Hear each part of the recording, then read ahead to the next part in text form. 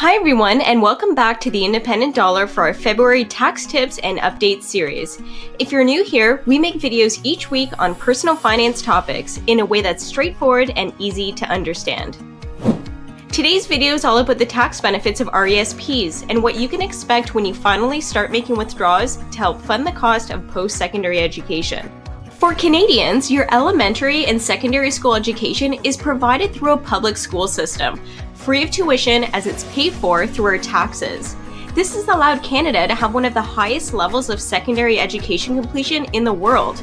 As well, Canada only lags Japan and Korea for the amount of 25 to 64-year-olds who have enrolled in post-secondary education, currently sitting at 59%. However, the associated costs of pursuing post-secondary education have been increasing over time, and that puts students and families in a financial burden. To help with this, the federal government rolled out RESPs back in 1998, a tax-deferred plan helping parents save for their children's education.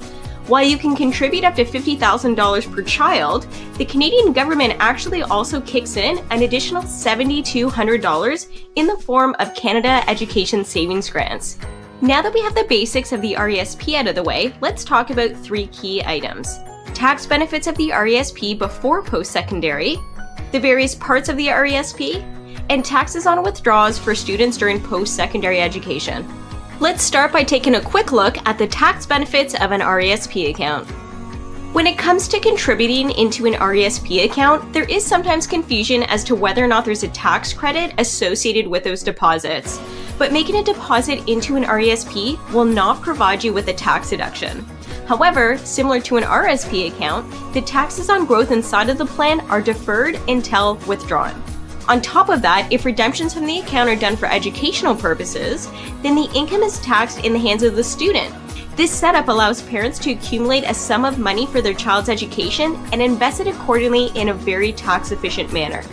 If you saw our video on managing taxes for ETFs and mutual funds, you'll remember that holding investments in an RESP or other tax-deferred accounts will not trigger taxes owed on distributions or on trades. This will allow you, as a parent, to manage your child's education savings in whichever way you deem fit, without having to worry about dividend income, capital gains, or special distributions. Before we dive into the withdrawal stage of an RESP, it's important to understand the various components that actually make up the account. And altogether, there are three main pieces. Contributions. This is the sum of all of the deposits that the subscribers have made into the account. Grants. This portion is all the contributions by the government, like the Canada Education Savings Grant, the Canada Learning Bond, and if applicable, any other provincial grants. Accumulated income. This is the income that was earned from investing both the contributions and the grants over the lifetime of the account.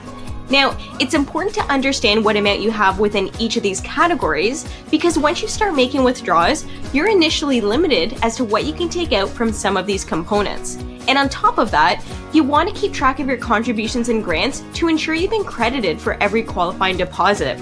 Your financial institution should be able to provide you with a record of this, but we highly recommend that you keep track of these figures as well. Now we finally come to the main part of our topic, the tax-effective withdrawals from an RESP account. When withdrawing from your RESP for educational purposes, the withdrawals are actually classified in two separate ways. The first is post-secondary education payments, also referred to as a PSC, and those withdrawals are composed of your contributions. The second is an educational assistant payment, or an EAP, which is the grants and bonds that you receive from the government and any income that you earn from investing. Now, for students who are enrolled in a full-time program, you can withdraw up to $5,000 from the RESP in EAP payments during the first 13 weeks of your program. After the 13 weeks are completed, there is no limit to the additional EAPs that can be withdrawn. Keep in mind though, since EAPs are a combination of grants and income, this amount is taxable to the beneficiary. As for PSEs, there are no limits to the amount that you can withdraw, and that amount is non-taxable since it's made up of your contributions which were made with after-tax dollars. Now, one thing for students to keep in mind is a basic personal amount that you're allowed to claim on your tax return. For the 2019 tax year, that amount is $12,069 and is currently being reviewed to potentially increase to $13,229 for the 2020 tax year.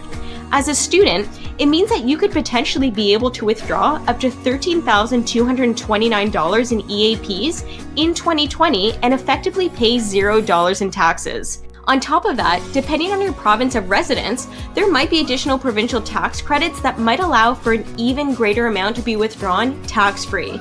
So ideally, you're maximizing these amounts every single year. Be careful though, any other income that you earn throughout the year must be accounted for as well if you're trying to stay under that limit. Keep in mind also that the income tax calendar and the school calendar are different.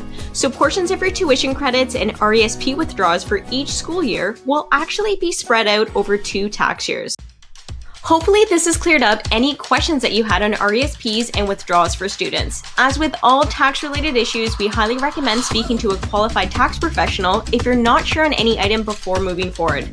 Thank you so much for watching, and we'll see you back here on Tuesday for our next video in our Tax Tips and Updates series.